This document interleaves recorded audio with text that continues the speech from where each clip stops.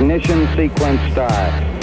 6, 5, 4, 3, 2, 1. Liftoff. We have a liftoff.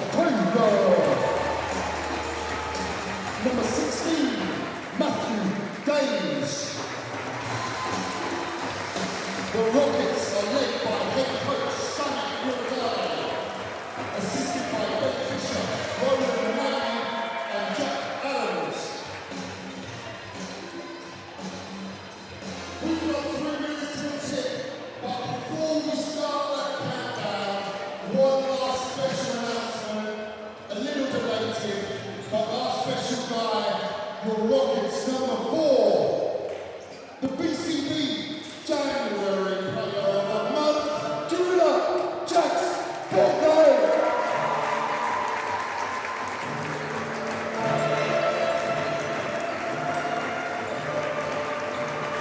Hello everyone, welcome to Loddon Valley on a Saturday night. It is the Aldermore Reading Rockets against the Newcastle Knights, second played first in a huge weekend that could determine the potential destination for the BCB League title. And of course tomorrow Reading travel to third place Birmingham to face the City of Birmingham Rockets. So a huge weekend for the Berkshire outfit, and for Newcastle looking to bounce back from defeat to Birmingham. They will look to complete the season sweep on the Reading Rockets here tonight. Hello everyone, John Hobbs, Charlie Haynes alongside you, bringing you all the action from the heart of Berkshire. And Charlie, it's a huge, huge weekend for the Rockets and a big game for the Knights. It's the top offensive team in the league in Newcastle taking on the best defence in the BCB, the Reading Rockets. Something has to give. Thank you, John. Yes, good evening, everyone. What an exciting game we have ahead of us today. And as you said, John, yes, the top in those categories, but also maybe the top in the most exciting team.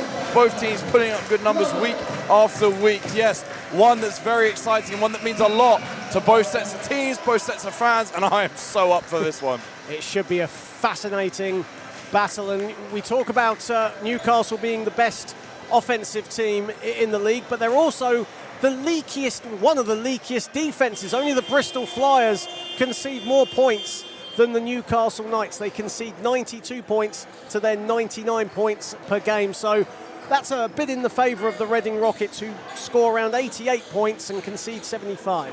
Absolutely, and it's one of those as well, Newcastle, where you look at their roster and they're just full of scorers, so no wonder that they've still got such a successful record, despite the amount of points they've given up. However, a team like Reading Rockets at a place like Loddon Valley, every run is important. Newcastle cannot afford a quiet few minutes in this game, because if they are going to concede as many points as they have been, Reading Rockets will punish them. 3 of the top 10 and leading scorers belong to the Newcastle Knights: Jerron Thames, Bradley Dean and San Trumley. Those 3 start alongside Messiah Jones and Raoul Graham Bell for the Knights. They are the starting 5 for the Reading Rockets. They're starting with Jax Bouknight, Zane Porman, Victor Olarerin, Tyner Sangu and Cooper Creek, so a very familiar starting 5 on both ends if you've been watching the Rockets and the Knights all season long, and this should be a fascinating battle indeed. Crew chief is David Griffin, umpires Ian Spearman and Leroy Brown, taking charge of this potential title destination game.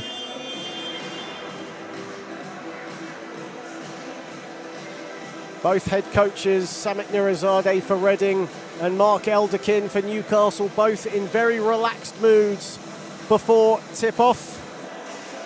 Samit was telling me earlier in the week that this was a game that his team was certainly looking forward to. There were no nerves, it was only excitement, aware of the challenge ahead. Mark Elderkin keen to get a win here. Of course, they lost on Saturday at home to the City of Birmingham Rockets. They squandered a 14-point lead in that one.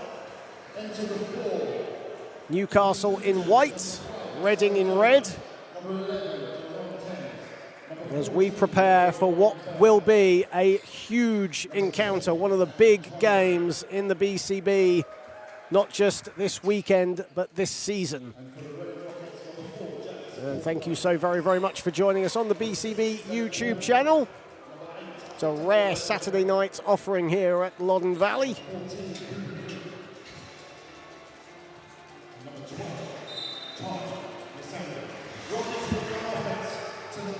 Ball is up, Nasangu gets the jump, and the Rockets get the first possession of the contest. Here is Bouknight.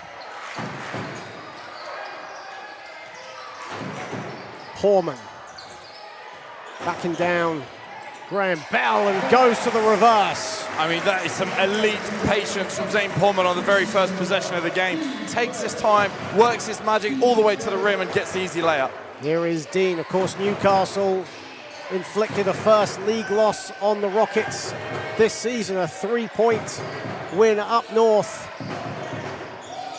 just before December. Here is Dean, a 3 from the wing, that's off. And that'll go out of bounds, and Rockets will get the possession. But interesting to see both teams looking to go inside early. We saw Graham Bell there post up and do a similar thing to Zane Porman. Zane Porman decided to play with the finish. Graham Bell decided to kick the ball out. It's a good-looking 3-ball as well. So Newcastle will be happy with that first possession. Newcastle take around 19 three-pointers a game, second in the league for 3-point percentage, as Olarerin buries a 3. And you don't want him getting going too early if you're the Newcastle Knights. That's a great first shot of the game for Victor Olarerin. C1 string from outside the arc. Thames doesn't get that to fall. Ball is loose. Bouknight comes up with it. Sense of urgency with the Rockets early on. Good defense from Dean, stripping it off Olarerin as he was attacking the cup.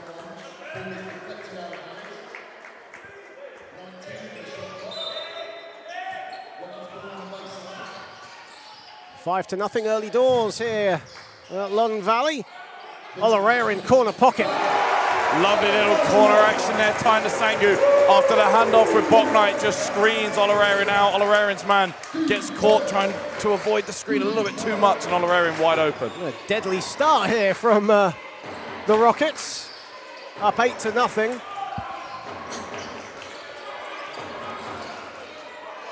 As bundling his way inside was Jones, doesn't get that to fall, gets his own rebound. And Olarerin steals it off him, goes to the layup and a foul. What a start! That's an excellent start for the Reading Rockets, and it's going to force Newcastle into an early timeout. Coach didn't have a choice. Reading Rockets started this one like they are on business. Not even 2 minutes played in this game. And as you say, the Rockets out and running, meaning business. They know what this game means to them. And an early timeout called by Coach Mark Elderkin. And remember, Newcastle hold the head-to-head at the moment. A 98-95 win, so a win by more than 3 points will do tonight for Reading to clinch the head-to-head. And one thing we've got to say as well, Charlie, we talk about the top three.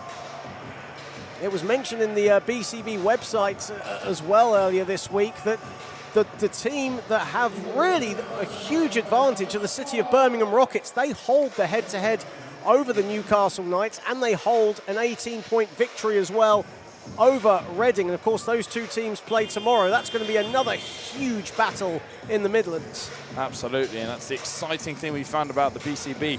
And your top two teams are also still having games where they're losing by near 20 points, or got a head-to-head against someone like the Birmingham Rockets, another really talented team. The league, even though it may be looking at certain teams, looking for certain spots in the terms of the seeding, you never know where this one could go in the postseason too. Well, we talk about three of the top 10 being Newcastle Knights players for points per game. Victor Olarerin is in the top 10 as well. He's 6th in the BCB with just on 20 points a game. He connects on the three-point play, and the Rockets out to an 11-0 start. Dean on the pull-up, that's off the back iron. And Olarerin comes up with it. Too quick for his own good, though. Poorman, that's a risky pass. Thames comes up with it. One-on-one with Borknight, and Thames gets it to go, and finally the Newcastle Knights off and running. And that's the first mistake really we've seen from the Reading Rockets so far. Just a bit of a loose pass gives Newcastle a chance to play in transition, and they needed those easy ones too. Here is Olarerin. Creek. Borknight. Shot clock at 4. Borknight a 3. Money! And actually that helped Newcastle, that streak, because it let them switch back onto better matchups, but no problem for Jax Borknight, just rises up and over his defender and sinks it from outside the arc. Reading shooting 5 of 5 to start. A blistering start. Here is Trunley. 5 to shoot. Trunley loses the ball. And Poorman gives it away. Bodies on the floor. And the ball goes out of bounds. And you can see the coaching staff for Reading just asking, a couple of them asking for a backcourt violation, a couple of them asking for a shot clock violation. So a couple of things here. Did Reading Rockets have possession? The answer seems to be yes, because they've reset the shot clock to 24 seconds. So a really good opportunity here for Newcastle to make better of their last mistake on the last possession, not managing to get a shot up. Here is Dean. 3-pointers up, no good from Trunley. Newcastle certainly a very slow start. They've been frazzled a little bit as Nasangu was looking to collect the lob, couldn't get it. Here is Thames. Inside, and Messiah Jones the finish. Yeah, nice from Messiah Jones, but also Dean really important on that last possession. Bradley Dean just spaced to the wing, put Victor Olarerin in a place of two minds, and then meant his teammate was wide open under the basket. Creek. Olarerin. Last few possessions been a bit slower for the Rockets. Olarerin misses. Nasangu collects the loose change, and he'll go to the line. So much urgency in this Reading team in the first 4 minutes. And also really challenging defensive challenge for Newcastle. You've got Victor Olarerin hitting at the moment. He's on 9 points already. Borknight's just made his first 3-point attempt of the game, and we're now in a position where multiple scorers are looking like they could be dangerous, and we haven't even started with the big scoring yet. This could be the first point for the bigs if Nasangu sinks one of these two. And Sangu doesn't get the first. That three from Olarerin that clanged off, that was Rockets' first miss of the game in 5 attempts. Well, that was their 6th. There's Nsangu at the stripe. And Newcastle yet to score other than in transition, so they really need a really nice offensive set here to try and prove they can score in the half court in this first quarter. 4 minutes in, we haven't had a point playing 5v5 yet. And a nice rejection there from Borknight. It was a bit of a broken offense from the Knights. It was a lovely back cut by Trunley, but Jack Spotnight wise to it in the end. Here is Trunley backing down Borknight. Trunley over Creek and just about gets the friendly roll. It's stuck on the rim for a little bit. Here is Portman. Portman exploding to the basket. Foul is called on Jaron Thames. Thames almost did very well there to get all the way back in front, but didn't quite get into an established position in front of Portman, so just ended up with a bit too much body contact that the referees weren't a fan of, and that's going to give Portman these 2 shots at the line. Reading Rockets yet to foul as well, so they can look to use those to try and prevent Knights from bringing this deficit any smaller in the next 5 minutes. Zane Portman misses the first. That's Jaron Thames' first foul of the game. As Portman makes the second, and the Rockets out to a 16-6 lead. Here is Thames. Trunley looking for help. Finds it in Jones, shot clock in single figures. Jones gets his body control going. It was blocked by Nsangu. Olarerin to the cup, no good. And on the follow was Creek. And well followed, fast off by Nsangu, and Creek didn't give up on the play. Waited for the second shot to go up by Nsangu and tipped it in. Trunley, corner pocket 3, money. Yeah, Trunley needed that one as well. Missed the last one in that right corner, but shoots with confidence and did the right thing to put up the next one and sink it. Newcastle shooting 33% from downtown, over halfway in the first. Olarerin. Shot clock is at 6.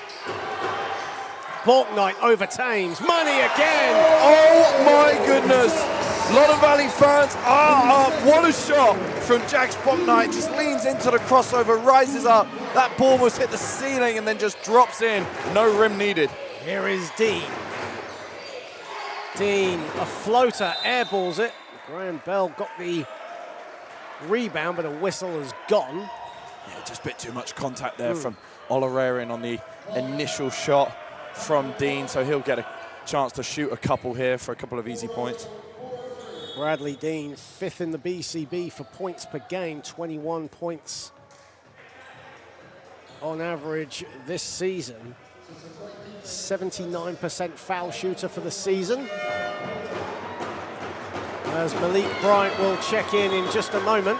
In fact, he'll check in now, as Cooper Creek will take a seat. This is one thing we know Rockets are strong at in terms of players off the bench. Yusuf Sally, Malik Bryant, Simon Chamberlain. You've got a deep squad on the Reading side, so expect changes to come in and make an impact. Dean hits the first.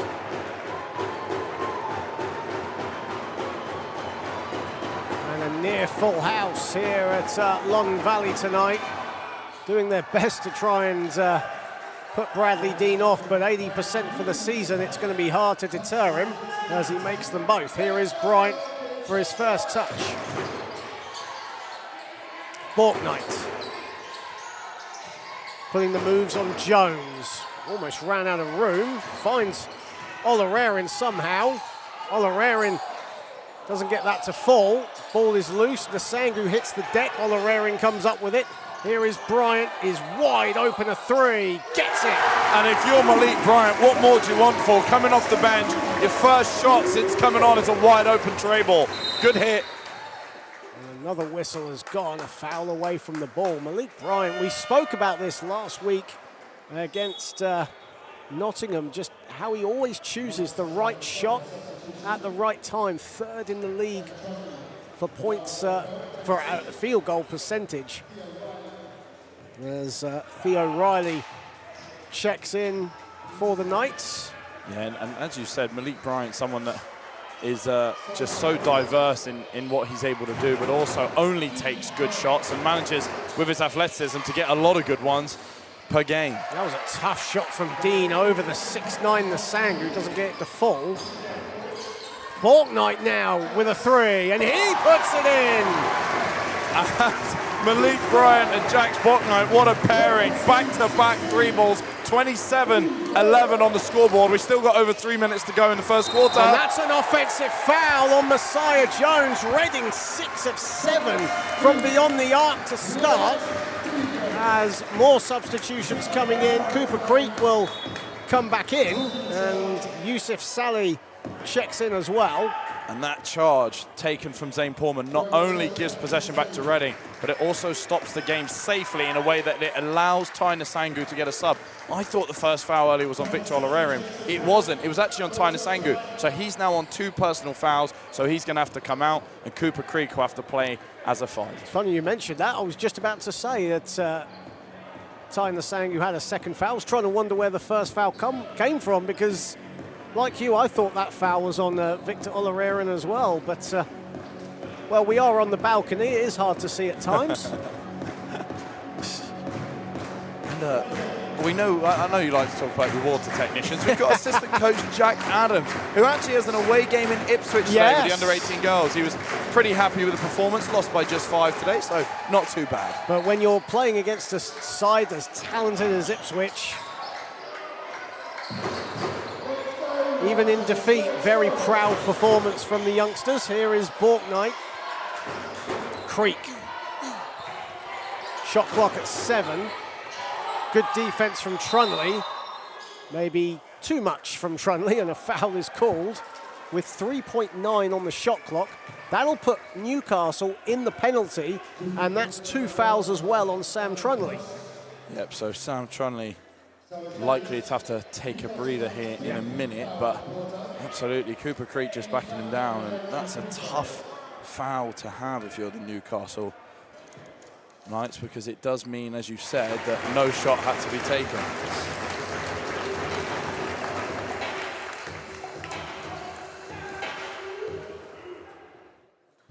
As Cooper Creek makes the first and hits the second.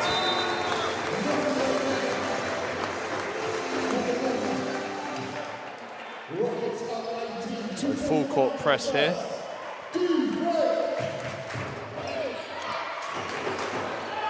Here is Dean. Will Neighbour into the game for the first time, misses the 3. Of course, Will Neighbour, a veteran of the BBL and SLB circuit. Here is Portman. Portman to Creek, a mid-range, and he gets the friendly drop. This is continuing to put pressure on the scoreboard. A 20-point lead here for Reading. 10 of 13 from the field for the Rockets, 8 minutes in. Blocked by Creek as Matthews was going for the layup. Saleh. Borknight. Borknight a 3. And that one doesn't fall. Thames gets the rebound and is immediately fouled by Creek. Good foul by Cooper Creek, and you almost expect the likes of Borknight and Olorarian, and when a game's on fire like this, you almost expect them to drop when they shoot these shots from outside the arc. But yeah, a rare miss in this first quarter. 31 points to 11. Newcastle need every miss they can take from Reading at the minute. Jerron Thames has only scored 2 points so far. Neighbour buries his first 3 of the game. I was looking pre-game. The fact you've got a player like Will Neighbour coming off the bench with all of his experience, his capabilities defensively and outside and inside on offense. The whistle has gone again, and it's another foul on the Knights, and this time it's on Theo Riley. That's his first, so the Rockets will go back to the line, and Jax Borknight heading to the charity stripe. You're seeing the effect that foul trouble has on a player right now, because it puts you in a position such as this where whenever you're trying to defend the post aggressively, as we saw on Cooper Creek a while ago, or put a little bit of pressure on the lead guard like we just saw on Jack's Bot Night, anything that's a little too handsy ends up with good players shooting free shots. Well, last week against Birmingham, Newcastle gave up 33 throws to the Rockets. Gave up a 14-point lead to lose by 8. And thus far, the Rockets are 6 of 9 in this first quarter as Thames goes to the basket for 2. That's such a tough make from Thames. Yusuf Salih all over him on the three-point line, manages to work his magic and then finish a tough shot at the rim. Creek on the catch and shoot. And that doesn't fall either. And Riley comes up with it, and now Newcastle can push. Here is Matthews, Neighbour. And Matthews keeps going but misses the layup. Bryant slows it down as we enter the final 40 seconds of the first. Creek in good position, and the foul as Matthews committed. And Cooper Creek, we've seen him have some really good games for Reading, getting better and better every time we see him in the strips of black or red, and now he's got a chance to make an and one play after a tough make. Had a very quiet double-double against Nottingham last week. 13 points, 13 boards. Is the leader for the Rockets in double-doubles this season, in his first season with the Rockets. And he hits the three-point play. And Cooper Creek now moves on to 9 points. Jack Sporknight, the only Rockets player in double figures at the moment. Hendry to Neighbour. Neighbour way out. And that is off right. And it'll be a Rockets ball with 21.8 on the clock in the first. So if Rockets manage the time wisely here, they'll end up with the last shot, which guarantees them at least a 19-point lead going into the end of the first quarter. And if they make it, even more so, 20 points plus. So Rockets want to be patient here and probably get to a pick and roll towards the end of the game clock. Still though, 35 points in 10 minutes against a top-of-the-table team. Very, very impressive. Even though Newcastle average or concede 92 a game, Jack Sporknight still has it and puts it in. And that'll do it for the end of the first quarter.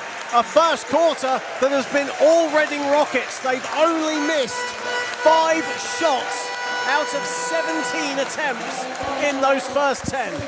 It has been an offensive clinic from Reading Rockets. I mean, even look at this last finish, just sneaking the ball next to the basket, banking it in off the backboard. Really well-timed, well-executed offense by Reading, and a great end to the first quarter. Momentum in Reading's favour. Jack Sporknight with 10 points, leading the way for Reading. And something for you, Charlie, to discuss. Yeah, absolutely, John. I think one of the things that both teams are trying to make sure they really implement is attacking the paint, and you can do this in different ways. So one way is simply just by beating your defender 1v1. What happens now? Well, a defender from another teammate has to come and help, and that creates what we call in basketball an advantage. So once a defender of another teammate helps, you now have numbers advantage. The rest of your team might now play a little 2v1 on the opposite side. So now you get open threes and you get a chance to re-attack. What both teams did early was they created this advantage by passing the ball to the post. We saw Zane Pullman at the start of the game looking to attack from the post, and Graham Bell. A little post up, a second defender comes and helps, and now you can start kicking the ball out and create easy shots. As we get set to start the second period, great to have you all on board on the BCB YouTube channel. The Creek family, 3:30 in the morning down under in Australia. Great to have you guys on board. Your boy Cooper is doing a great job so far, as are the Rockets. 37-16 up. Still a long way to go though, as Riley has it. Great footwork from Riley, and he'll go to the line. Beautiful footwork though to create some space for himself, and Rockets committed, so he'll head to the stripe. Yeah, absolutely. Good patience on the drive. Often you have to attack at speed at the higher levels to get to the basket, but that doesn't mean your 2 steps for the layup have to be quick. Take your time, maneuver yourself into a scoring position, and then finish the ball. Good job to create the contact. Good job to earn himself 2 shots at the line. Theo Riley at the stripe, 50% for the season, misses them both. That's not what you want to see when you're down by 21. Bryant spinning and scoring. And that's what we were talking about. Malik Bryant shoots such a high percentage. He just rises up after a spin move, gets up like a big man and finishes. Dean doesn't get that to fall. Olarerin skying for the rebound. So much urgency in the Rockets. Sally nails a 3. We are entering the 40s, and we're only 10.5 minutes into the game. That's the second quarter we've had to see an early timeout from Newcastle. The Rockets mean business today, John. What a start. Not only do they mean business, the execution has been sublime. It's been flawless, and there's nothing Newcastle can do about it right now. 6 of 18 from the field for the Knights, as opposed to nearly 72% from the field for Reading to start. It's been an absolute whirlwind of an offensive clinic. Oh, absolutely. I mean, even you got the likes of Yusuf Salih scoring a 3. You've got Cooper Creek, Simon Chamberlain come into the game. Cooper Creek makes an and 1 towards the end of the first quarter. We see Jax Polknight, Malik Bryant scoring at will. Victor Olarerin gets us off to a flying start. The Reading Rockets, this game, you can see that they understand the importance of what a positive result means here. And the Loddon Valley fans are just doing it with them, going with them. Rockets currently on for a massive score. Well, this is the weekend where the top 3 meet, and of course Reading at the heart of it all, and the job isn't finished after tonight because they travel to the Midlands tomorrow to face the City of Birmingham Rockets, and no doubt they will be keeping a very close eye on proceedings here. But right now Newcastle are flustered. I don't think there's any other way to put it right now. They just can't get going right now. They've had a few spurts, but consistency has all been with Reading. Jones attacking Creek, gets him up in the air and finishes. That's excellent patience from Jones. Uses his body to work his way all the way to the basket, but then isn't looking to go up to shoot straight away. Couple of fakes, waits to get Cooper Creek off balance, and then finishes. Chamberlain just about collects it. Here is Sally. Nearly lost the ball. Reading seemingly going away from the basket. Olarerin again! Anything Reading are throwing up, it just falls down the strings. Can we check that rim is regulation size? Because nothing's missing, John. They were going away from the basket as well, and they still connected. Messiah Jones can't hit. Here is Bryant. Sally gets past Dean, gets them in the air and finishes and 1! I don't know how else to say it. This is a clinic. A clinic. 3 ball after 3 ball and 1 after and 1. How do you slow the Rockets down? Every member of the team, instant impact, whether it's from the start of the game, start of the quarter, or coming off the bench. Every single one of them is finding a way to score at will. Not even 2 minutes played in this second quarter at the moment, and it's a 30-point lead for the Rockets. This is absolutely phenomenal. Here is Thames.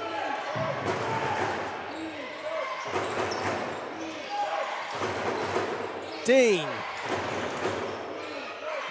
Jones, 9 on the shot clock. Thames, who only has 2 points, now make it 4. And how many times are we having to see them take tough looks in Newcastle? It's a great make from Thames, but it isn't an easy one. That's the thing. Every shot has been a hard one for the Knights. Here is Bryant to Olarerin. 17 of 22 from the floor, the Reading Rockets in this game so far. And a foul has been called. And coming in for the first time, Jason Sudeen, as Bradley Dean takes to the bench.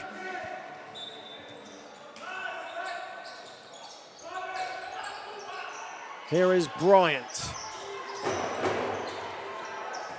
putting the moves on Hendry.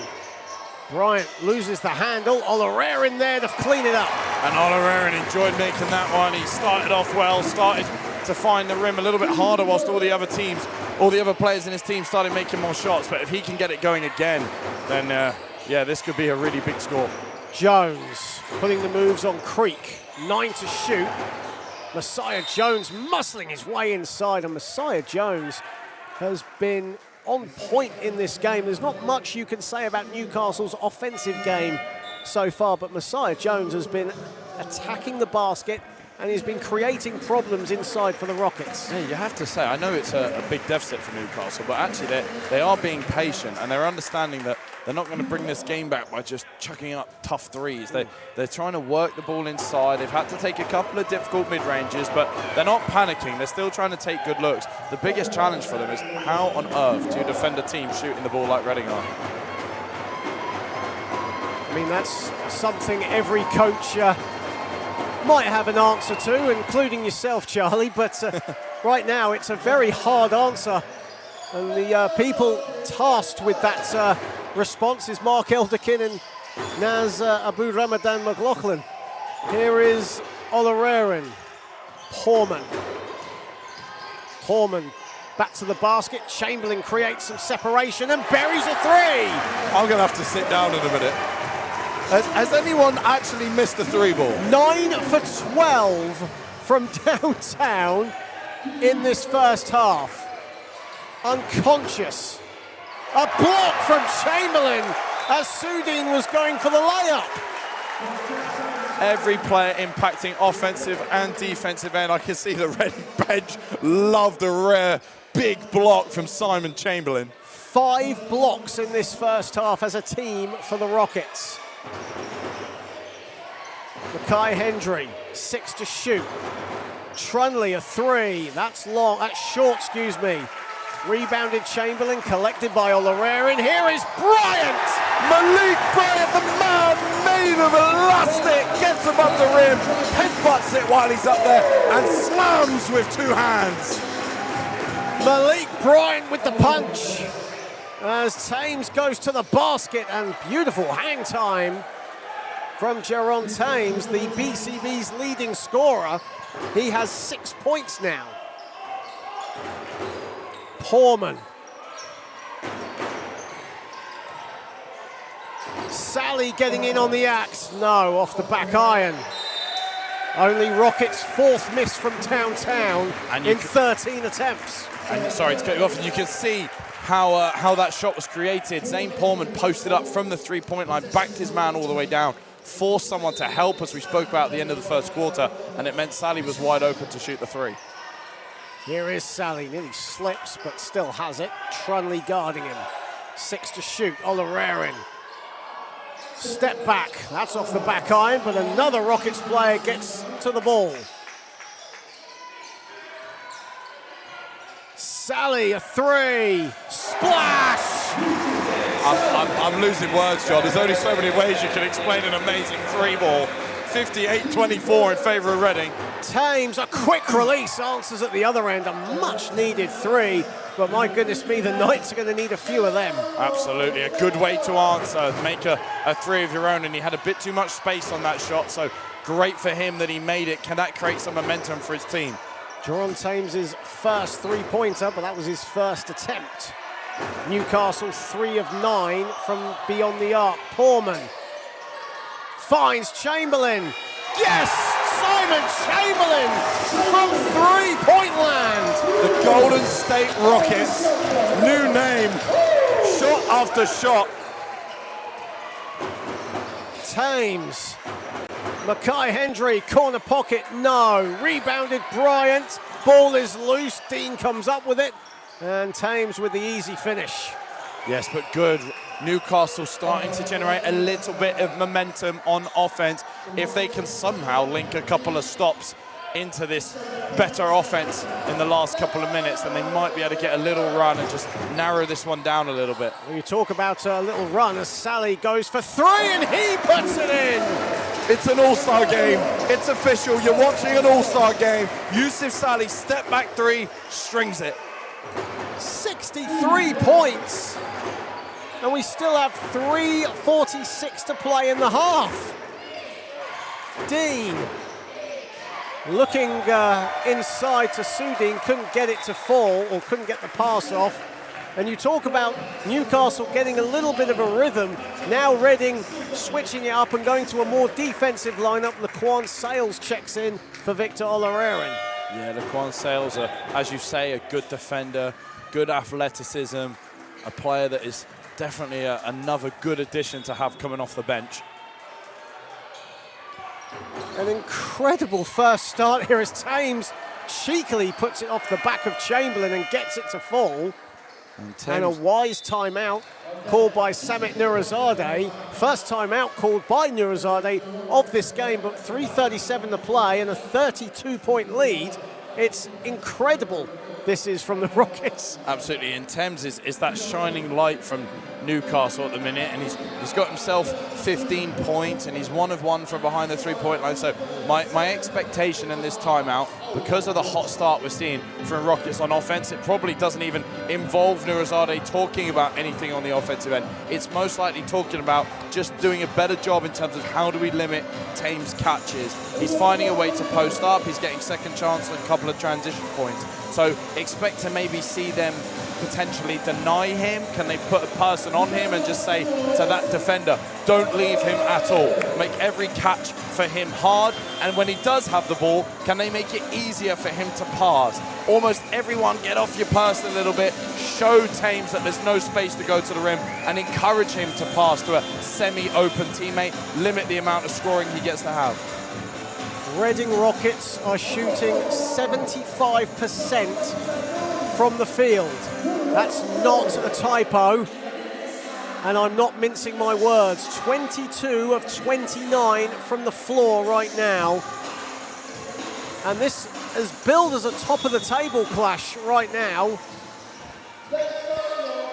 Is looking like a foregone conclusion, but there is still a long, long way to go and a lot of basketball to be played. Newcastle, a very talented team, and they get a stop. Yeah, important that they now counter that with a score. Dean, a three. That's good. And finally, a bit of rhythm to Newcastle's game, but they'll need another stop. Here is Sales, and gets a steal. Does well, it was Messiah Jones who got the steal, but it went out of bounds before Newcastle could do anything with it. Lovely last transition play from Newcastle, ending in that Trunley three, just big spacing in transition, and played the 2v1 really well. Here is Sally. Bryant. Jones almost inviting him to shoot. And doesn't get that to fall. A foul away from the ball. It's on, I think that's on Porman. Yeah, Porman just wrapped up Mekhi Hendry. And yeah, just put two arms around him, and that will mean it'll be a Newcastle ball. Tyner Sangu and Jax Borknight coming back in. Chamberlain and Sally take a breather. Sally with 12 points off the bench, all in the second quarter for the Rockets. 2:57 to play, 63-34. And for the Knights, it's important to at least get their scoreboard to say at least 45 and get a couple of stops. Absolutely, all good scoring, but you've got to get stops to go with it if you want to narrow this one back down. Ryan Bell, appearing in only his second game for the Knights this season, on the turnaround, short. Nasangu rebounds. That's a tough matchup to play in the post against Tyner Sangu. Well, Graham Bell, another player of great experience, and a wild shot there from Bryant. Well, we talk about how he always chooses the right shot at the right time. That's one of the very few, if not only, occasions this season we've seen a wild play like that. Yeah, I think Rockets just starting to actually maybe force a little bit on two of their last 3 or 4 possessions. They've done a really, really good job of kicking the ball out and moving it to find the best possible shot. I'd love to see them continue with that. Jones had a bit of a lane there, decided not to use it. Here is Dean, or excuse me, Trunley. Here is Jones, 9 to shoot, Thames with it. Trunley calling for it, Thames going it alone and doesn't get it to fall. And it's rebounded, or the loose ball taken by Sales. Horman, Bryant, and an offensive foul has been called as Horman went right into Sam Trunley. And that's a second foul on Porman. It was a better decision from Porman to kick the ball out, but he just hesitated, took one step too many, and that's what led to the offensive foul being called. 1:58 to play in this first half. Trunley putting the moves on Borknight, the pull-up jumper. And that ball goes out of bounds. That will be a Reading possession, as it came off Messiah Jones last. And Malik Bryant is giving Thames absolutely no space since the timeout. Malik Bryant is just following all around the court, not looking to help at all with his teammates. Simple, little bit of game planning from Samit Nurizadeh, take Thames out of the game. Four-time BCB Player of the Week, leading the league in scoring at 25 points a game, but Malik Bryant staying on him like a rush as Creek on the spin, the turnaround jumper, in and out, rebound by Nasangu, whistle has gone. Yeah, foul, I think maybe just because he was continuing to box out when the ball was in the air, I think, and just a bit dangerous going underneath Ty Nasangu is why I think maybe that foul was called. Jones will come out for the Knights. Finn Cork into the game for the first time for Newcastle. Jones on 3 fouls as well, meaning he's not going to come back in for the rest of this first half. Here is Bryant, Borknight. Nasangu wants it. It's a bit of a mismatch here. Creek for the flush. And that's lovely basketball. Pass the ball inside, touch the paint.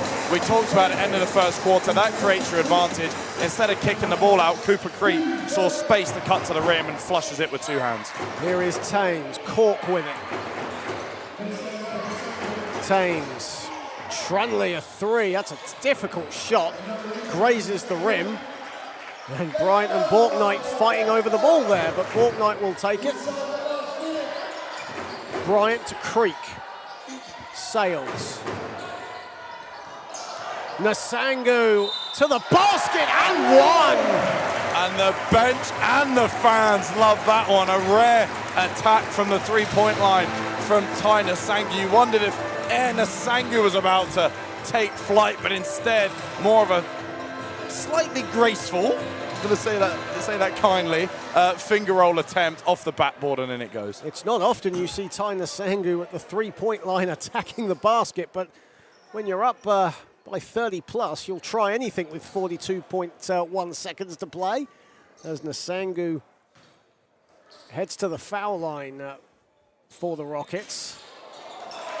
And he is dwindling between 49 and 50% this season, and in this game alone he's dropped from 50% back down to 49%.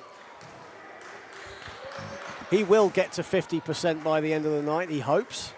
So foul is called, and Rockets now in the penalty, so Jerron Thames will head to the line.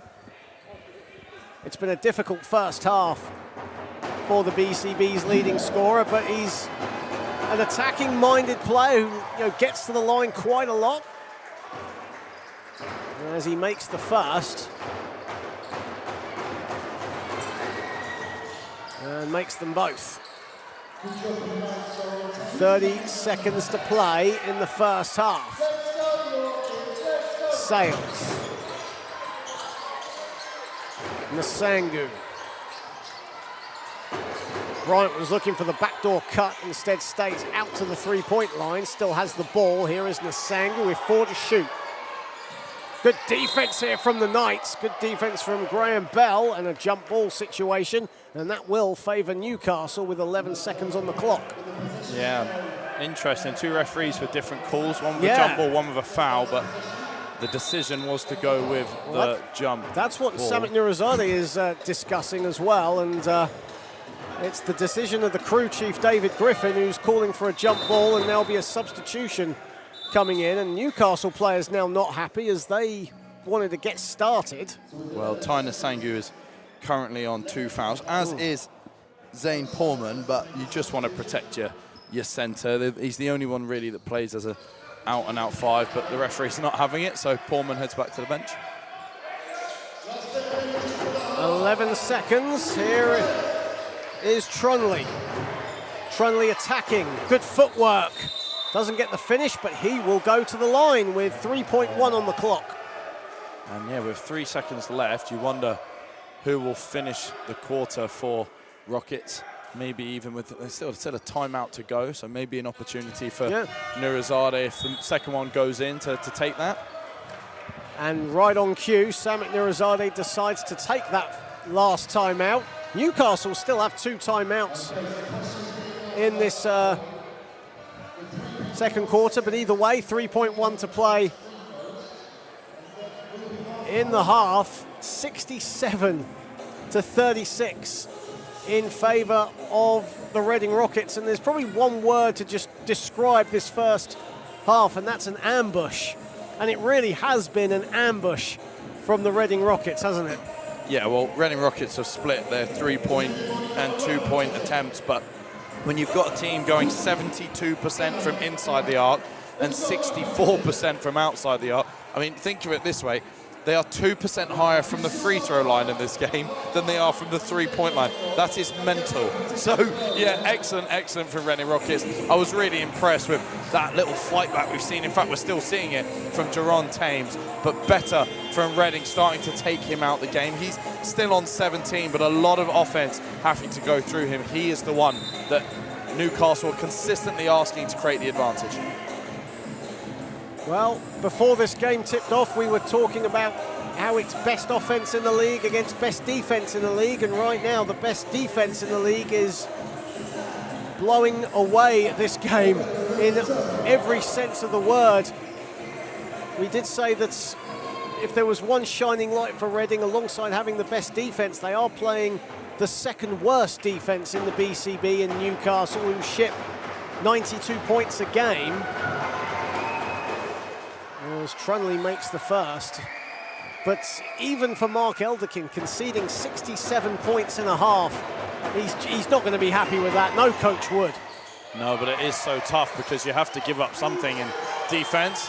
Borknight, and that smacks the top of the backboard, and that ends the first half of action. And as we said, it's been an absolute ambush from the Aldermore Reading Rockets, who lead 67-37 at the half against a shell-shocked, league-leading Newcastle Knights, who have not lost 2 in a row all season long, but right now are firmly on course for that in what has been a very fast-paced first 20 minutes, but it's been all Reading Rockets. Yeah, and that's just what we were saying just before we got to that final shot from Jack's Botnight. On defense, you have to give up something. This is where scouting comes into place. Which players do we not mind shooting the 3-ball? Which players do we need to look to double team in the post? Which players do we limit the amount that they touch the ball in the backcourt, front court? But unfortunately, there is no weakness of this Reading Rockets team in the first. I've got Victor Olarerin with 14 points, Creek and Boknight 11 and 12 respectively. Yusuf Sally off the bench with 12. Bryant making big plays off the bench with 7. It gets to a point where I don't know what to say. Oh, well, you could give this up. I don't know what the advice would be. Rockets are scoring at such a great rate. You might have to try some trapping, some pressing, some zoning.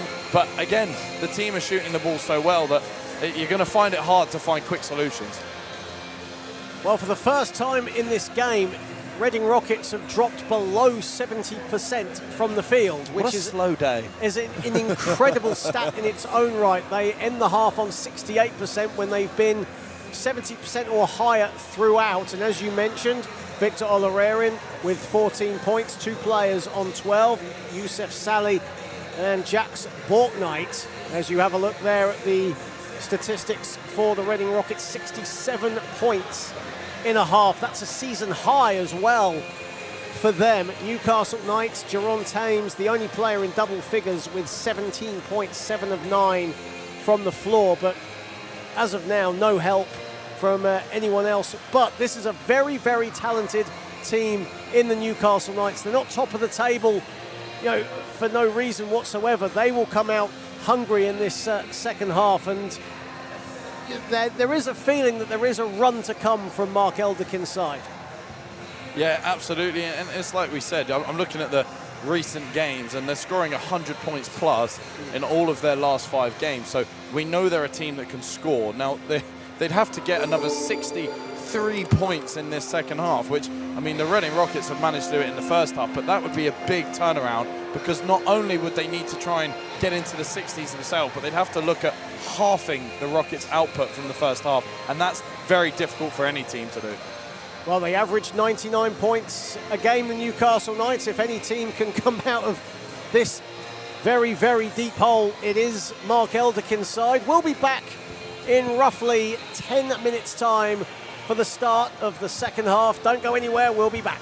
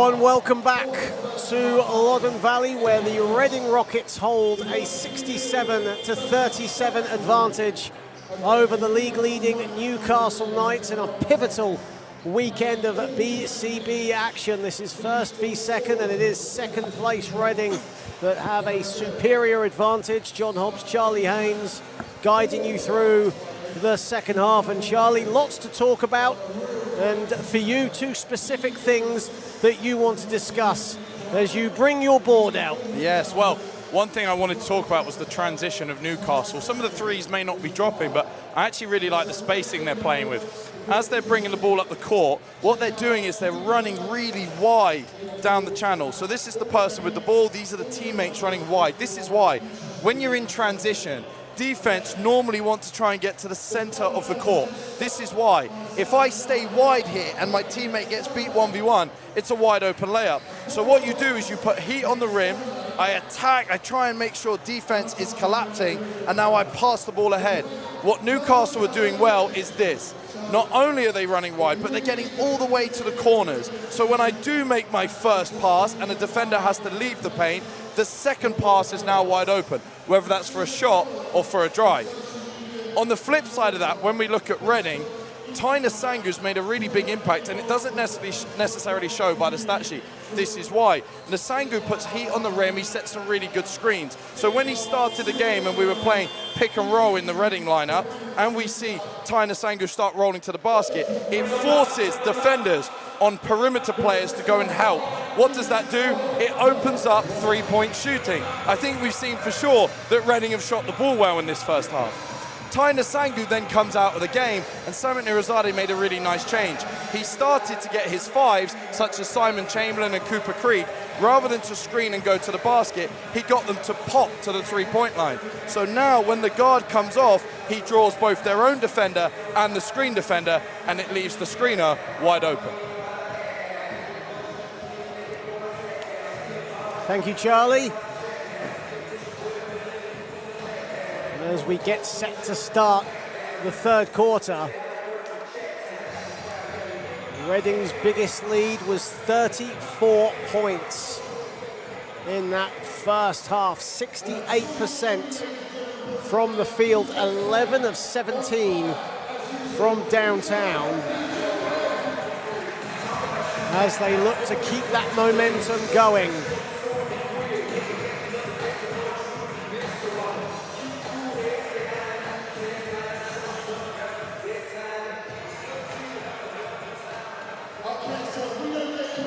Welcome you all to Loddon Valley here on the BCB YouTube channel. Don't forget to like, share and subscribe to the YouTube channel. Of course, the very first season of the BCB nearing its climax, and the destination of the league title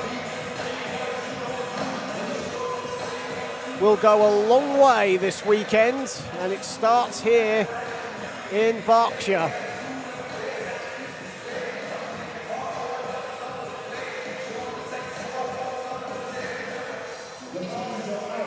The City of Birmingham Rockets await tomorrow afternoon, as we just have a bit of a uniform malfunction to start the third quarter. Jack Sporknight being told by our crew chief David Griffin to take off the white undershirt.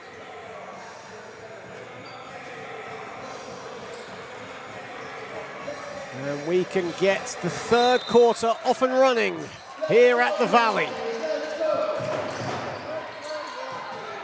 Borknight gets it back from Olarerin. Olarerin, bit of a Euro step to the basket, and that's off. Thames with the rebound. Jerron Thames, a very underrated rebounder as well. He's had quite a few double-doubles this season. Foul called on Bradley Dean as he was driving to the basket. That's a first foul on Jack Borknight. Thames, Trunley, Graham Bell. Graham Bell, beautiful footwork and the finish. That's a few times Graham Bell's looked to attack inside against Tyner Sangu. Tyner Sangu's got the better of that post matchup so far, but a lovely little finish there. And maybe just trying to get himself an easy one early in the third. Made his debut, season debut last week against Birmingham, 16 points, or 14 points, excuse me. And he gets a steal as well as Zane Porman with a bit of a foot violation. Well, Graham Bell, a veteran player, he's got BBL, SLB experience and vital to this Newcastle team. Only his second game though for the Knights. Here is Dean. Jones. Trunley. A lot of time on the shot clock for Newcastle. Jones. Bit of a handle there on Creek. Creek stands his ground. Wild hook shot is no good. Good defense from Creek. Olarerin down Loddon Valley Boulevard. Kicks it out. Borknight wide open a three. Was there a person in this building that thought a Jax Borknight open corner three was not going to sink in this one? Fourth three-pointer for Jax Borknight in this contest. He was 5 of 11 against Nottingham last Sunday. Tonight, he's 4 of 5. Graham Bell. Graham Bell goes to the pull-up. That's no good.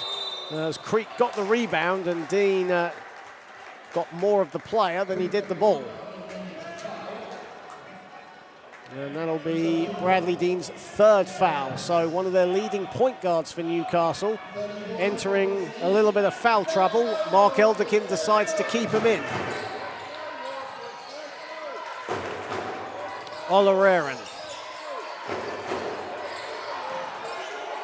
Bit of a mismatch here between the Sangu and Dean, but they go to the other side.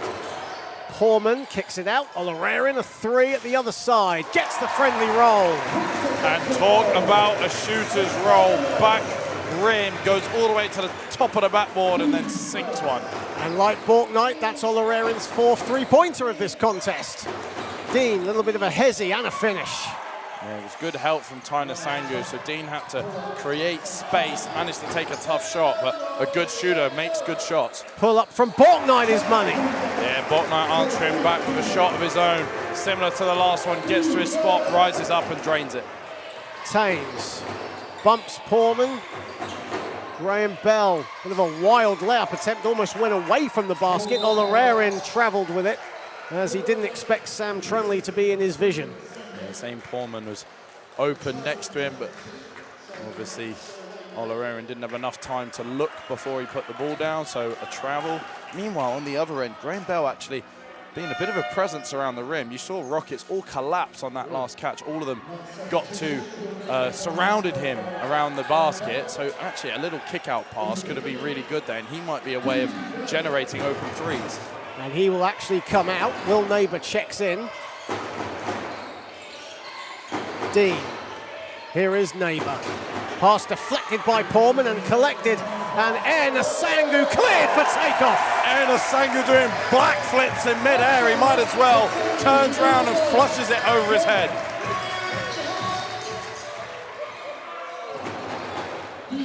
Bit of panache and style with that flush.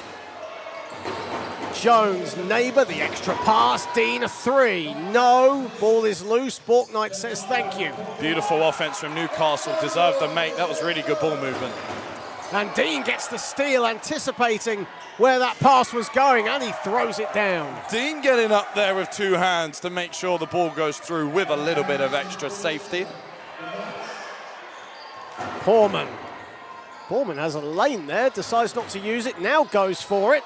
The reverse layup is lovely. And that's great footwork from Porman. Knew he had a defender that towers over him, takes him all the way to the rim, couple of spins and fakes, and rolls it in off the backboard. Dean gets away from Olarerin, finds Trunley. Trunley, good defense from Borknight. Thames, though, comes up with it. Thames attacking Porman, Nasangu. And Nasangu stands his ground. Here is Borknight, the zip pass to Porman. And that's excellent from Borknight. Very easy to get drawn into a 1v1 when you have a bigger defender defending you, but great point guard vision. Sees an open teammate under the basket, and Porman gets an easy 2 points. Time out, Mark Elderkin. 5:44 to play in this third period, a game that has really only gone one way thus far. And the Rockets on course at the moment for around 140 points if the law of averages does you well. My mathematics wasn't the greatest of subjects, but I did have to Google that. But either way, 5:44 to play, and it's been an absolute clinic, hasn't it, from the Reading Rockets, who with that basket have now gone back over 70% from the floor. Well, you just wonder, sometimes half times can be used as a bit of a cool down period, which is not always what you want when you're shooting the ball well, but at the start of this quarter, a comfortable 14-6 point win in the quarter so far for Reading, so they have shown no signs of slowing down. Well, the Rockets have been in fifth gear since the opening tip as Dean back irons the three, ball is loose, Nsangu collects. And Nsangu is being a presence on defense in this third quarter for Reading, limiting anything around the rim. Borknight on the spin, looks for help, he's in a straitjacket, finds Porman. Porman now all tied up, Nsangu is being camped out in the key a little too long, 3-second violation. Yeah, just a couple of forces there. We saw Borknight get himself in a bit of trouble. Zane Porman actually did a really good job to come up with the ball. But yeah, just got himself caught up in a couple of arms and a couple of hands. Here is Jones. Jones gets that one to fall as Nsangu was going for the Showtime block.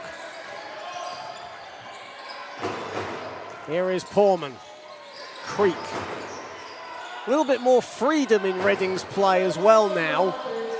They were hurrying their shots, but being a little more patient with it. 7 to shoot for Creek. Turnaround jumper. And Nsangu just about collects the rebound. Mark Elderkin wants to travel. Here is Thames.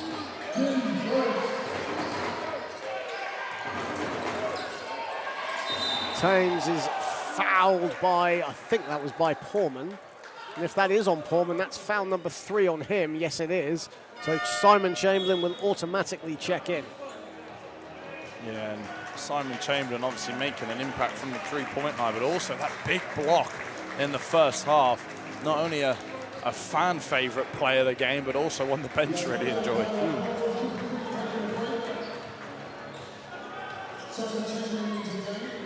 Jones, bit of a mismatch with Nsangu. Doesn't get that layup to fall, gets his own rebound. Swatted away by Porman. Here is Olarerin. And Borknight decides to slow it. Instead, Borknight goes down Main Street and lays it in. And takes out a couple of chairs afterwards. He had some momentum behind him on that one. Jax Borknight too fast for Robert Reed. Trunley. Trunley putting the moves on Chamberlain. Beautiful layup, but he gets it blocked. Ty Nsangu with the rejection. Thames, the mid-range, is fouled. Well, what a rejection there from Nsangu as Trunley did all the hard work and he looked to get that layup to go, and then Nsangu just came out of nowhere and swatted it away. We might have to talk to the Johnsons about a volleyball team, because we're seeing volleyball smashes all over the court. We saw that big block from Porman on the possession before. He just smashed the ball into the ground, and Ty Nsangu got rid of that one with a bit of attitude.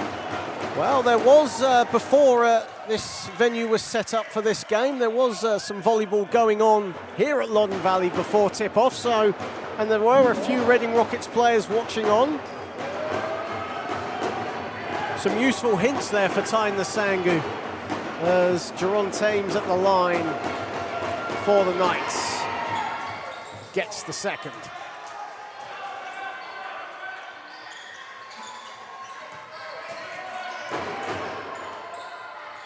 Olarerin decides to slow it down.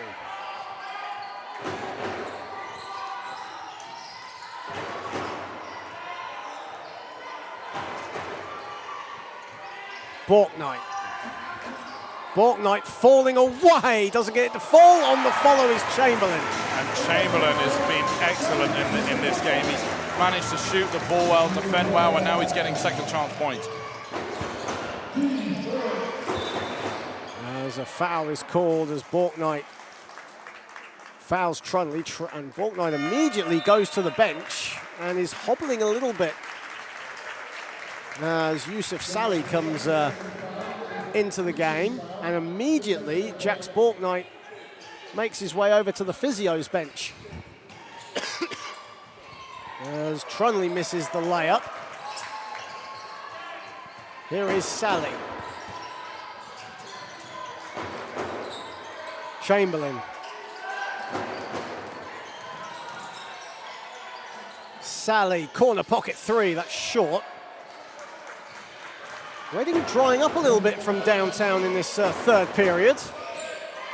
Dean is open for three, that's off the back iron. Both teams struggling from beyond the arc.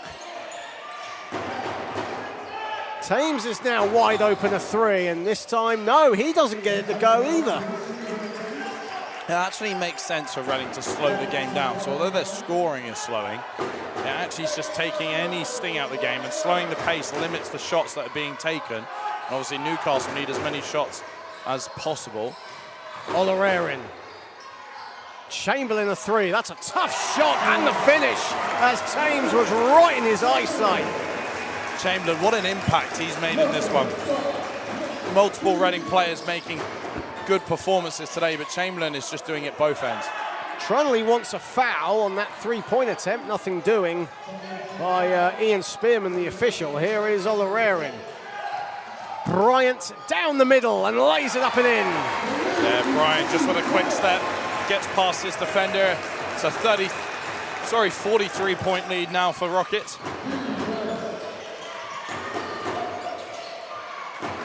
Here is Dean. Trunley. Trunley with 4 to shoot. Step back jumper is pure. Yeah, nice. You know the Knights are going to need to try and get a few to go. I feel like the game might be starting to look like it's coming to an obvious result, but if you're Newcastle, you want to try and get every point possible on the board and try and keep building momentum. Bryant to Salih. 4 to shoot. Good defense from Thames. And better offense from Salih.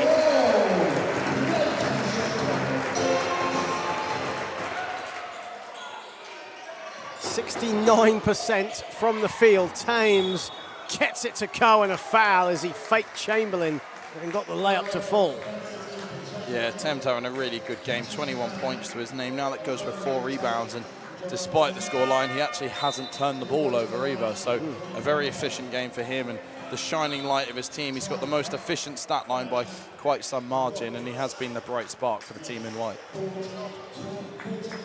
As Robert Reed and Messiah Jones come out, Theo Riley and Mekai Hendry come in. And Jerome Thames to the stripe. And after a poor first quarter, only had 2 points, he has really exploded into life for Newcastle. But as you say, the only real beacon of Newcastle's hope in this contest. And Chamberlain decides to slow it down. Final 35 seconds of the third. Here is Salih. Chamberlain. Salih again. Bryant, the extra pass. Laquan sails a three. No. Thames. Trunley. That's short. Creek rebounds. 7 rebounds for Cooper Creek to go with 11 points. Exclusively for those watching in Australia. There's a foul called on Trunley, and that's foul number 3 on Newcastle's number 10. Only a third team foul for the Knights, and this is great to see, isn't it, Charlie? So early on in the third quarter, and a glimpse into the youth as Matt Daines comes in for the first time. Salih to the basket, no good. On the follow was Creek. And that'll do it for the third period. That's the way you want to end the quarter. Matthew Daines in the corner, just distracting defense, gives Cooper Creek a chance to go all the way to the rim and put back in the missed layup attempt. So the Reading Rockets lead 94 to 52. Cooper Creek now moves on to 13, leading the way. Jack's Borknight with 19.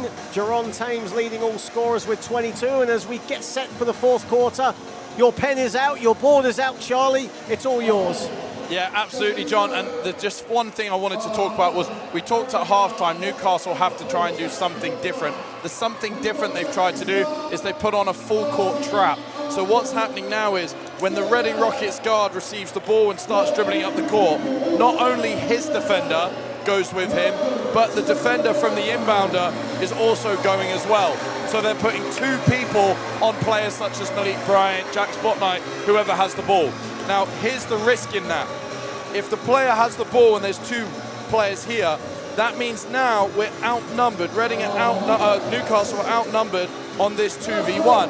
The risk you take if you're Newcastle is you try and gamble on one of these passes. You try and steal the ball and go and get yourself some easy points. What are Reading doing to counter that? Well, when the ball is inbounded, the opposite guard goes to another space down the floor, whether that be the middle or the sideline. And what that does to this extra defender is it means he has to go with the cutter, which means the inbounder is now wide open and the inbounder can bring the ball up the court. So a little bit of chess between the two coaches. As we get set to start the fourth period. And it's 94 to 52. As Trunley goes to the basket, he'll go to the line for two. Yeah, interesting with that song. I'm thinking, is it Simon Chamberlain? Yep, looks like it's on Simon Chamberlain. So must have just had a little bit of unneeded contact on the layup attempt. Well, Sam Trunley goes to the line. We'll have a little look at some other games that have happened across the BCB. Some score lines as obviously the playoff race intensifies.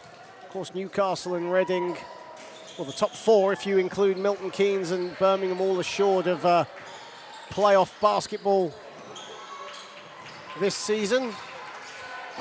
There's Yorkshire beating Milton Keynes 92-79 earlier on today as Chamberlain buries a three.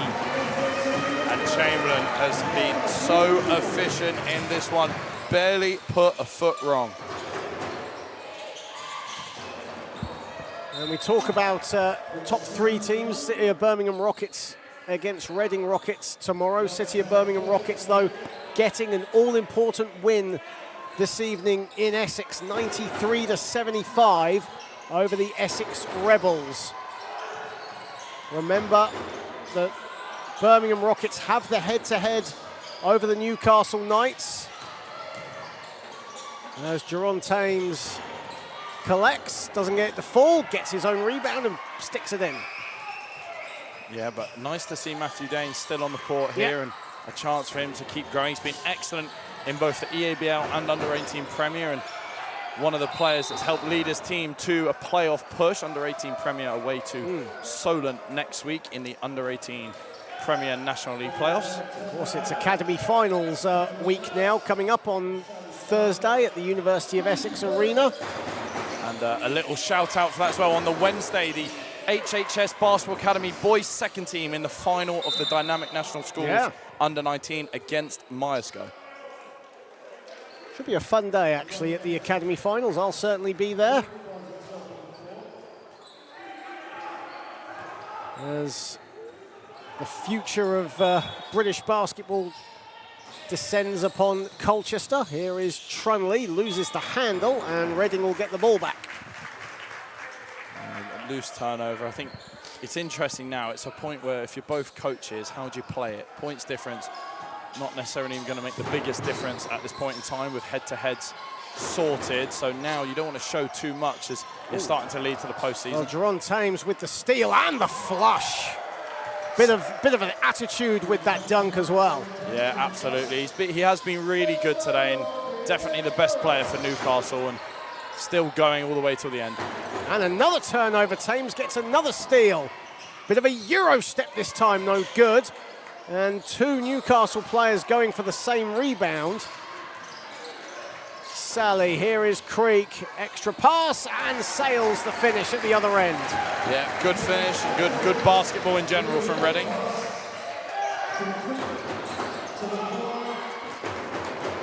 Hendry putting the moves on Gaines, and there'll be 2 shots at the line as Matthew Daines collects his first foul of the game. Did well though to stay with Hendry, but as he was going for the shot, just got his hands a bit close, and the referees called an easy foul. Yeah, absolutely, and as a smaller guard as well.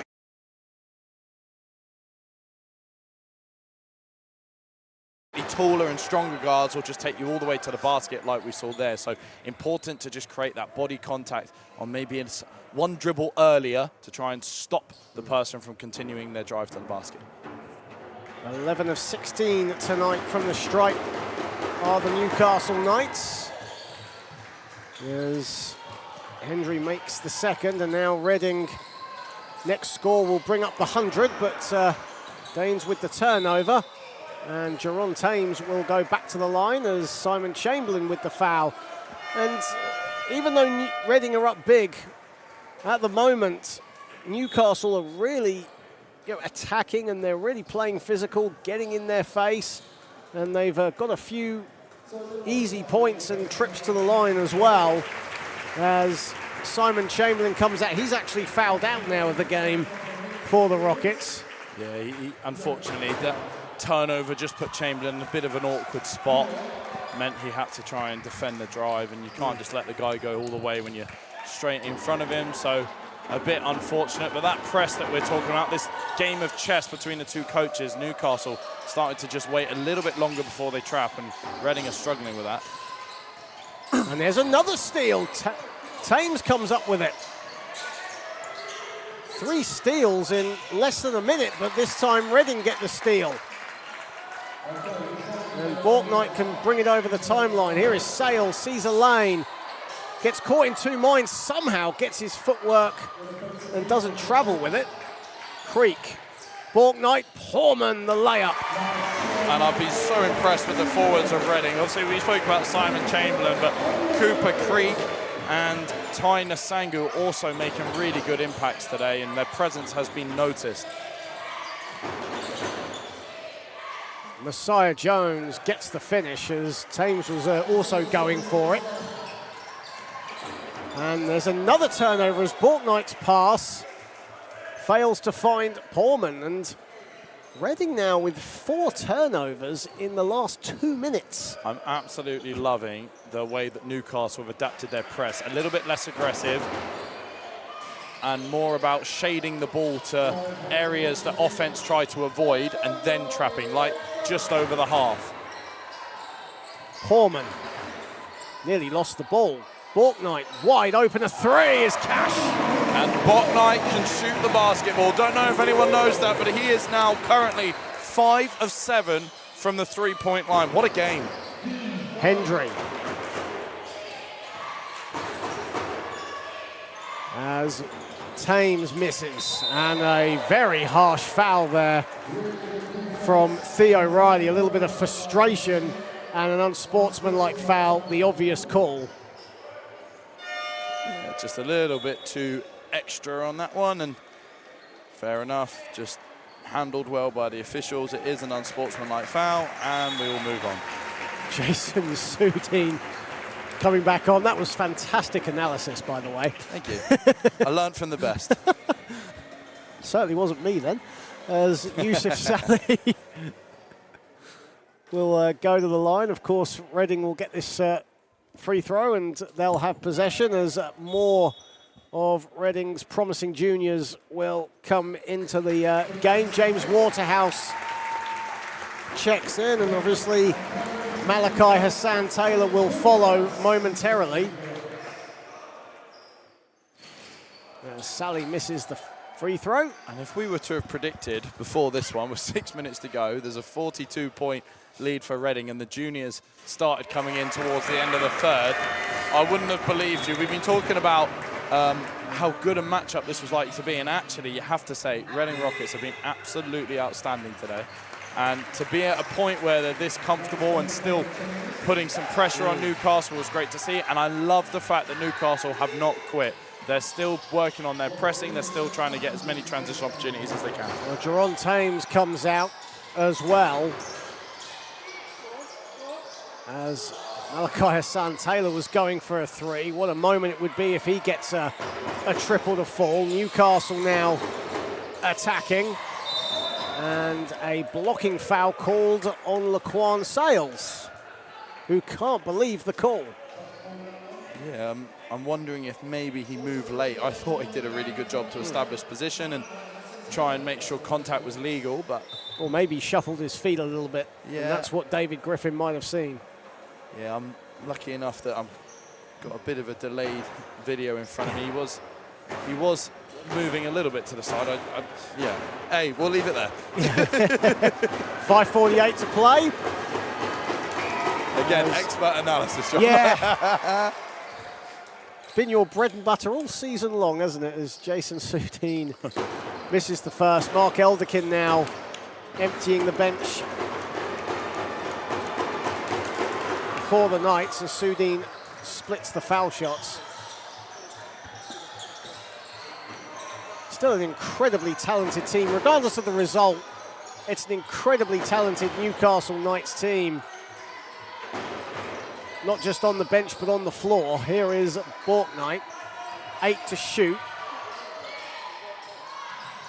Hassan-Taylor, lovely pass to Poorman, and an assist from Malachi Hassan-Taylor. What a lovely pass from Hassan-Taylor. Maybe picked the ball up a little bit too early, had to make a read in midair, and it was a good find. Matthews, Hendry.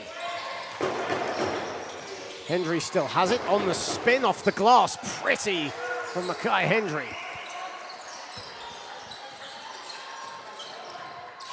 Got to give it to Newcastle as well. They're playing every possession as if it's still 0-0 at the moment. What a pass from Poorman. And Waterhouse can't finish. Matthews. Bit of a Euro step to the basket, and it goes in. Really nice pass on that last possession from Pullman, but also a good move from Newcastle to get 2 points the other end. And I'm really liking this. They're staying in their little pressing zone whenever they can, Newcastle.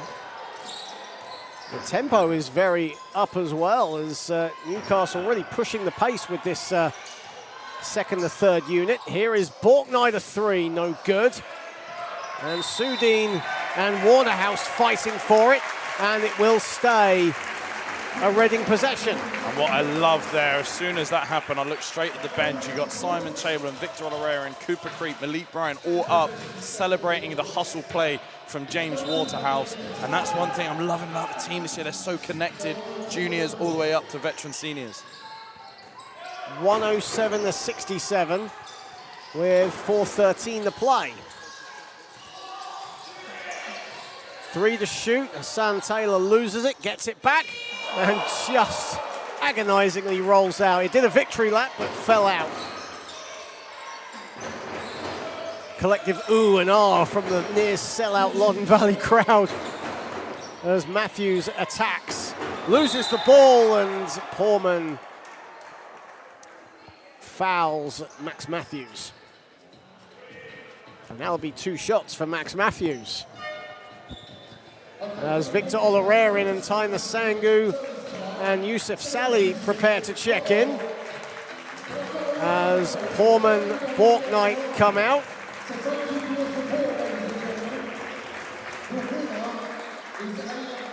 They got 6 on the court. In fact, yeah, we've got 6 on the court here at the moment. Someone will find out who's going off.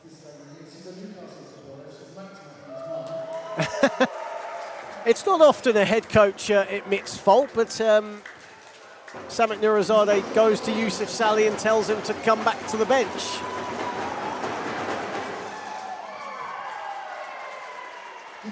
Even Samit Nurizadeh didn't realise he had 6 on the floor until just then. Hey, why not? Have a go. Try it out. Max Matthews hits the first, misses the second.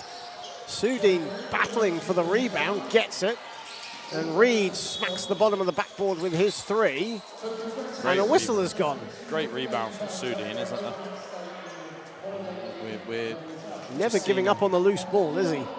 No, exactly. Sooney's been impressive, actually. He's getting after every play. He's getting after the hustle stats and not just the glory points. But, yeah, been really impressed with him. A player that necessarily doesn't have the highest amount of averages, but does so much extra stuff to try and make his own impact on the game. As he makes the first, yeah, only averages around 2 points in limited minutes. But like you say, does all the intangibles that every coach loves, all the stuff away from the box score, as he makes the second. 3:43 to play, and it's almost just winding the game down now, hasn't it, as Reading have not trailed. They've led by as many as 44 in this top-of-the-table clash. Here is Sales. Reading have been zeroed in from the opening tip. And a foul is called. And Laquan, in fact, it's an offensive foul on Laquan Sales. Yeah, I think ref's just called him for hooking. Yep. Just means he's just pulled the defender around his hip as he goes for the layup attempt.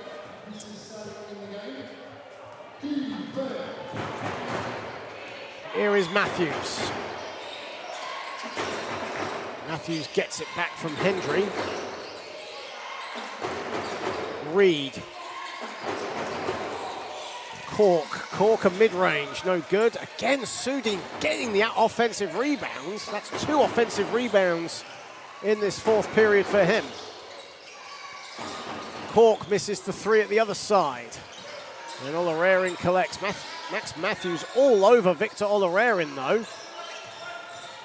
Great hustle defense, but a bit too much, according to the official. Victor Olarerin cheekily asking crew chief David Griffin if that should be a technical foul on Max Matthews for talking. I think at this stage of the game, I think 2:48 to play, I think it's safe to say you don't need a technical, really. No, frustrations need to be managed, but 2 teams that are likely to meet again in the postseason, so this one will stay personal right till the end. Well, with this win, Reading will seal the head-to-head over the Knights. Hassan Taylor, long with his 3, rebound by Nsangu. It's almost like Reading are wanting their juniors to get some shots up. Waterhouse, he puts it in! And the bench goes crazy, the fans go crazy. James Waterhouse, corner tray ball. What a moment for that young man. Hendry can't respond. Matthews gets the offensive rebound. What a moment for James Waterhouse, a corner pocket 3. Hendry kicks it out. Sudin a 3. That's off the back iron. Rebounding the Sangu. Here is Olarerin to the races. No good. And a whistle has gone. Yeah, just couldn't quite get back in front, could Max Matthews, and that meant that Olarerin got a bit of a side swipe and managed to make shots. We see Matthew Danes enter again, so it'll be all 3 juniors on the court together now. Victor Olarerin to the line. Taina Sangu should be his final action of this game. 5 points, 11 rebounds for Nsangu tonight. Certainly has done his job as Victor Olarerin makes the first. Olarerin now moves on to 18 points. And you can make that 19 as he rattles in the second.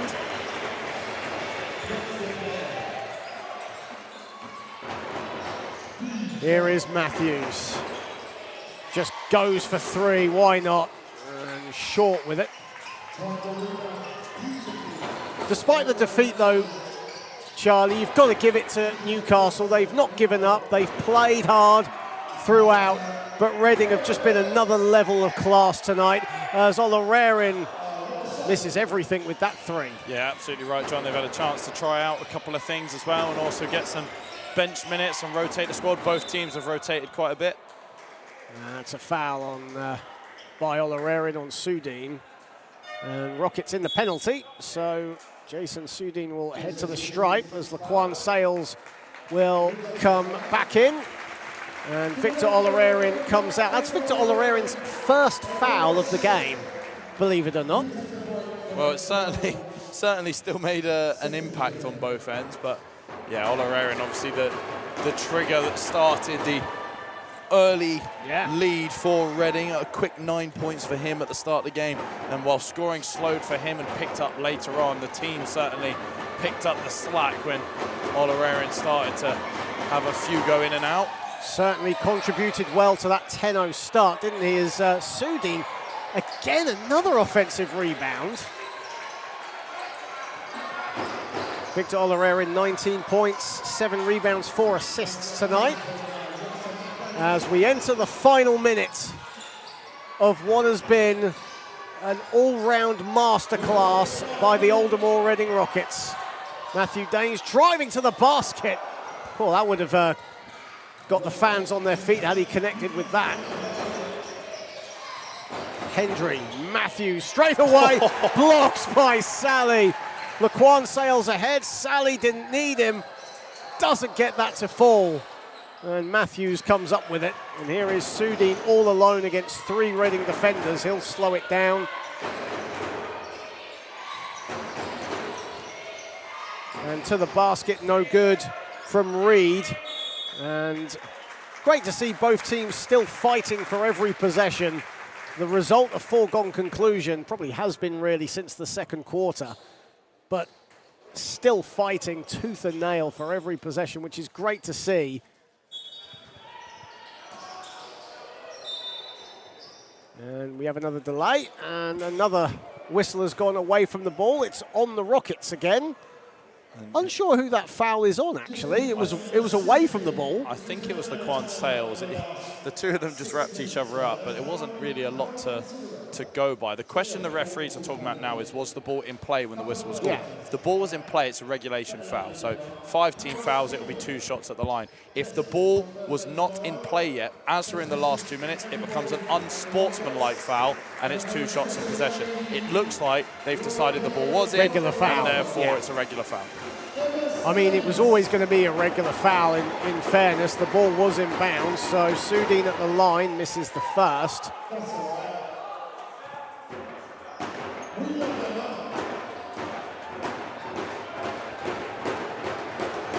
That's going to be a long trip back up to Tyneside, for the Newcastle Knights. As the seconds now tick down, Matthews gets the steal on Sally and doesn't get the layup to fall. Ball goes out of bounds. It stays with the Knights with 3.5 to play. Newcastle playing hard till the final buzzer. And on this occasion, Hendry will let the ball ride out, and that'll do it. An absolute masterclass from the Reading Rockets here tonight. 112-71. They led from the opening tip to the final buzzer. Jax Borknight, 22 points. Victor Ollererin with 19. Yusuf Sally off the bench with 13 points. Cooper Creek a double-double, 13 points, 10 boards. Leading the way for the Newcastle Knights, Jerron Thames, an incredible performance from him after a slow first period with just 2 points. Finished with 28 points, 6 rebounds and 4 steals on 10 of 18 shooting. There is your final, 112-71. Newcastle Knights actually won the fourth quarter, albeit by 1 point. But it was an absolute clinic from start to finish, really, wasn't it, from the Reading Rockets, as they now move on to tomorrow's game, a huge game against the City of Birmingham Rockets, who won their game against Essex Rebels earlier tonight. Charlie Haynes, just one more thought from you before you go downstairs and get some post-game content. I think you can see Samit Irazade, you see on your screen now, celebrating with the fans. He's super, super proud of his boys, and you can see as well the Loddon Valley fans enjoyed it. That is a massive, massive win for Reading, and it was one that not only did they get the points on the league table, but they've also made a massive impact in terms of laying down the law ahead of the playoffs. And as Charlie heads downstairs, in the thick of it all with the Reading Rockets mob down there at centre court, Reading collect a huge win. They collect the head-to-head as well over the Newcastle Knights, avenging the 3-point loss in the Northeast just before the end of 2025. Jack Borknight, tonight's player of the game. A great performance from him. There you see it on your stats there. 22 points, 5 triples tonight, matching his tally last Sunday against the Nottingham Hoods.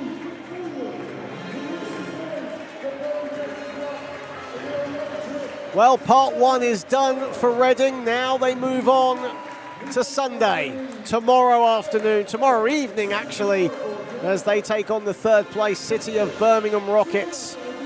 A win by 19 points or more will give them the head-to-head over Birmingham. But Birmingham certainly in a very, very strong position indeed, but Reading will no doubt be going there with one goal in mind, and that is to win.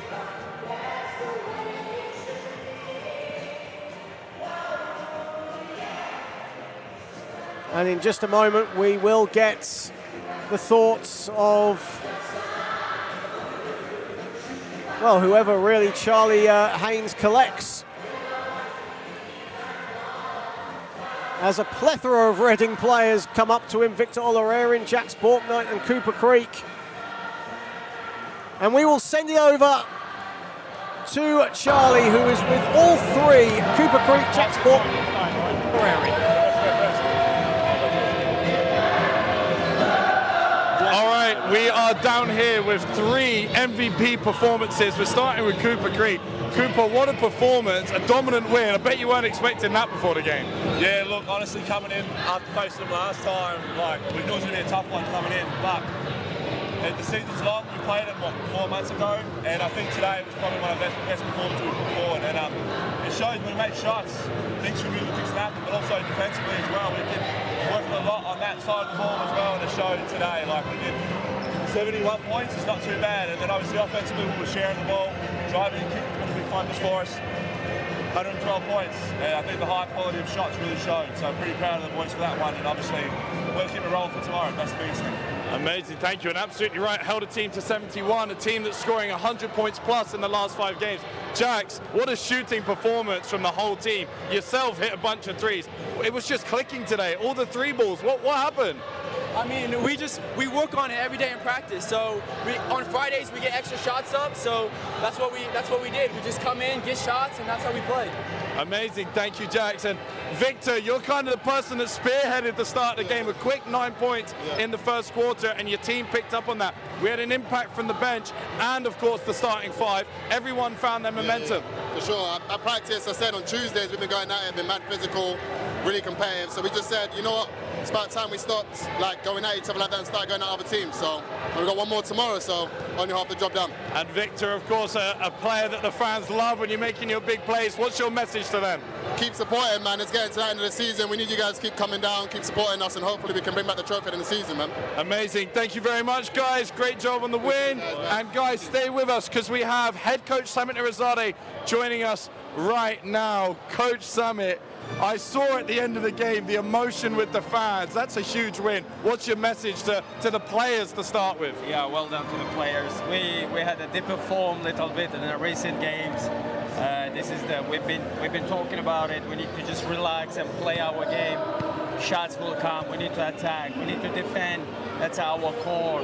That's our foundation. We need to defend really, really hard, rebound hard, and the rest of it will be all right. That's what we did today. Of course, we were just talking to the players about how good the three-point shooting was today and the scoring in general. You've held a team, though, on the other side of it to 71 points, and they're scoring over 100 points a game in the last 5 games. What was the message at halftime to keep the players focused and continue the performance? It wasn't me. The players were saying to each other, that's a 0-0 in a halftime.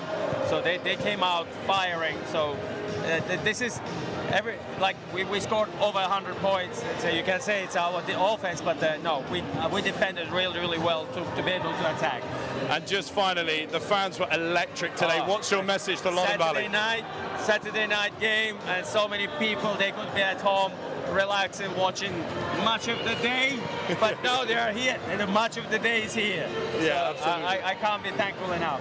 Coach Samet, thank you very much. Congratulations on the win. Guys, that's all from us. What an amazing performance for the Reading Rockets. A dominant win at a crucial part in the season. Thank you so much for joining us, and we'll see you on the next one. Thank you, Charlie, and we will sign off from Loddon Valley here tonight, where the Reading Rockets have beaten the Newcastle Knights 112-71. Don't forget, on Saturday, the 28th, this coming Saturday, it's going to be the BCB Trophy Final exclusively on the BCB YouTube channel from Nottingham as the City of Birmingham Rockets take on the Yorkshire Dragons. Who will win the inaugural BCB Trophy and the first trophy of what has been an incredible season? We'll find out next week from 4 o'clock. But for now, I'm John Hobbs. My thanks to Charlie Haynes. Have a great evening, everybody, and take care. Goodbye for now.